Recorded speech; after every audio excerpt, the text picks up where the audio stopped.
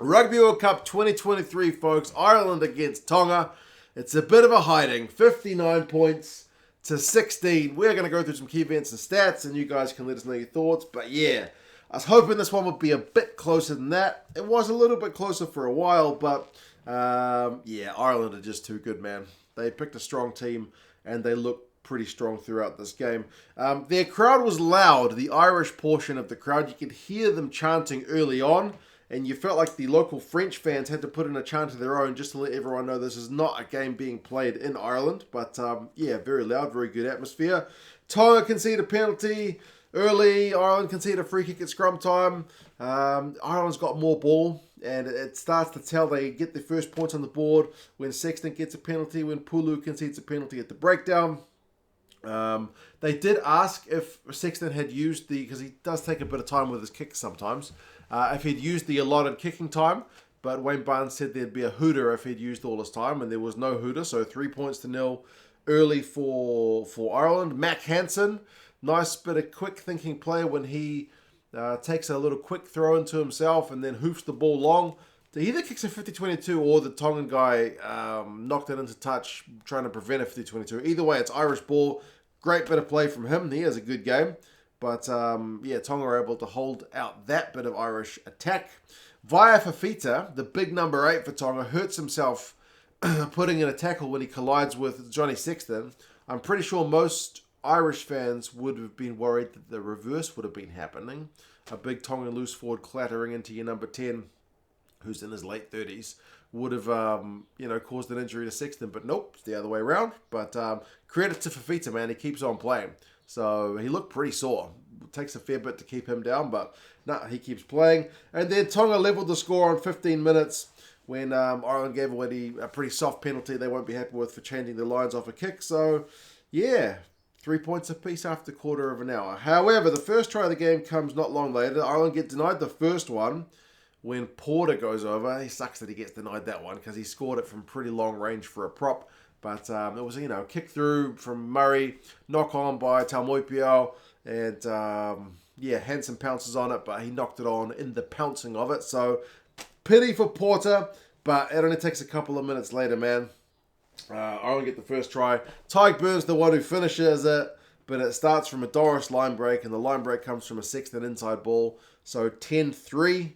But, I guess one positive for Tonga was, Piutau was causing some pretty big havoc on those kick returns. His first kick return, he comes one-on-one with Keenan, beats them all ends up. Second one, he comes one-on-one with Lowe, and he beats them all ends up. And that second one leads to a good bit of field position, which leads to a penalty conceded by Ireland at the breakdown, which leads to 3 points in reply to the try. So, good little bit of play from Tonga. At least if you're going to concede points, you want to get some back, kind of minimize the damage. So 10-6, we're already 20 plus minutes into the game. But then again, this errors from Tonga, man. 26 minutes, soft penalty conceded by Solomone Kata when he's charging down a James Lowe kick. He clatters into Lowe. Wayne Barnes tells him charge the kick, not the man. That chance leads to a maul. The maul is a pretty sweet one from Ireland, man. They don't just keep the point of attack where you think it's going to be. They switch it to the side, so instead of it being the hooker, it's Doris, and he's able to go over. So 17 points to 6. And then Tonga, when they get a chance on some turnover ball, just hoof it out on the full. It's pretty frustrating. That leads to an Irish chance.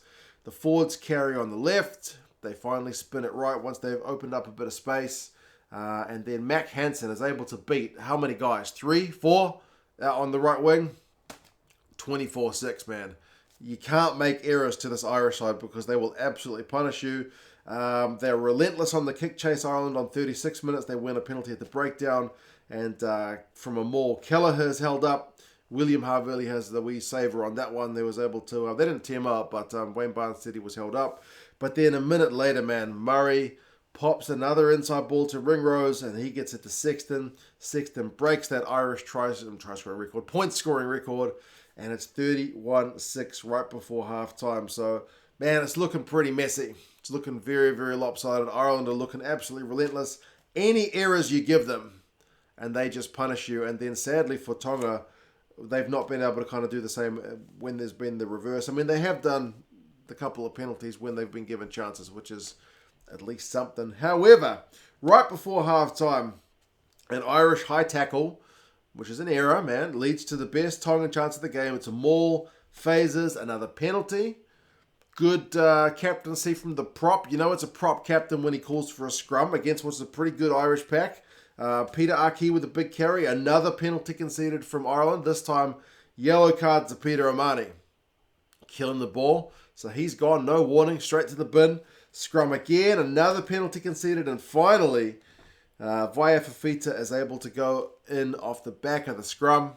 And it goes in 13 points to 31 at halftime. So it's looking certainly a lot better than would have been 31-6, right? But I mean, it's taken 48 minutes in that first half because there was so much play in the red as just Tonga strove for that try. So credit to the man for not just opting for a 3 and really trying to punish during the yellow card. So run meters 255 to 114. Possessions 57-43. All this to Ireland, man. Clean breaks is 3-zip. Defenders beaten 17-6. And Ireland's tackling percentage is 89%. There's massive. I mean, Tonga's at 82, but they still concede a few tries. So, yeah, Ireland are relentless. Second half, Ireland ring the changes, man. Ross Byrne comes on for Sexton. Beelan comes on for Furlong. Herring comes on. Kilcoyne comes on. Maybe this disjoints the Irish a little bit by making so many substitutions, but they need to manage the minutes. First scrum penalty of the second half goes to Tonga.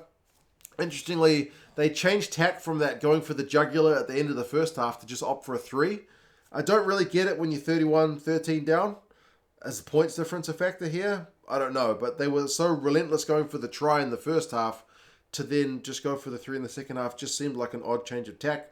And then some more errors creep into the Tongan game. Havili misses touch, and then he kicks one out on the full, so those unforced errors mean that the yellow card comes to an end kind of further unpunished from that initial 10 points that they got. And then, concerningly for Ireland, Beelam goes off injured after only playing about 9 minutes. So it seemed like it was a bit of a head knock. But anyway, Furlong has to finish the rest of the game. It looks like Herring's managed to burrow over from one of those quick tap and goes that he likes. Well, not quick, but just close range tap and goes. But he gets pinged for a double movement.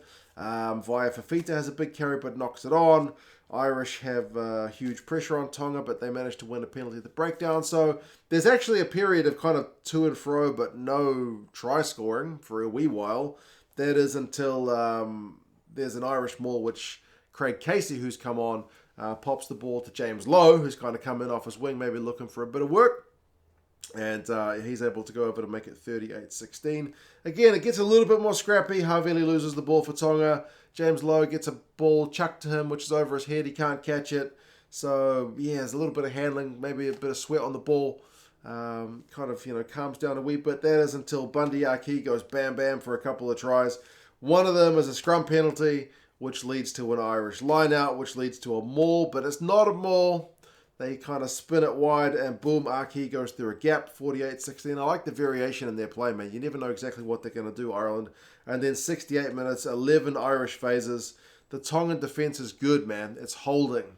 And it's hard, man, because Ireland's ruck ball is generally pretty quick. But again, it's that bit of deception. I mean, just they pop it, and it looks like Van der Fleer's going to carry, but he pops it out the back.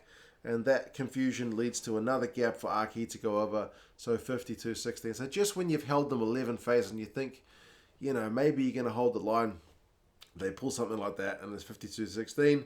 The last one they get is a bit of a gift when Tonga muck up and a line out on their own line, which is a gift to Rob Herring.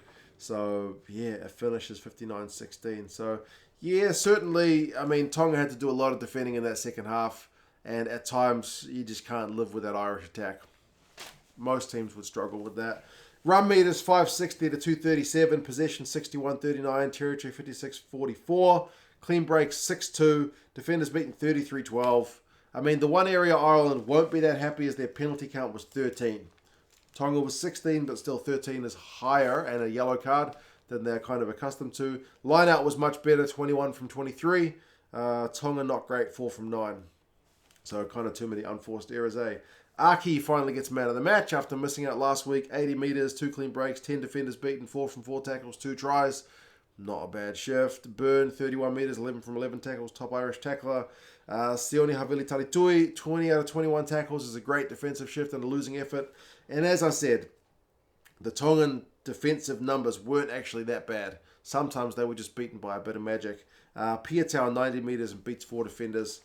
Is the best of the Tongan guys ball in hand, but at fullback sometimes he was able to clock through a few unmarked metres.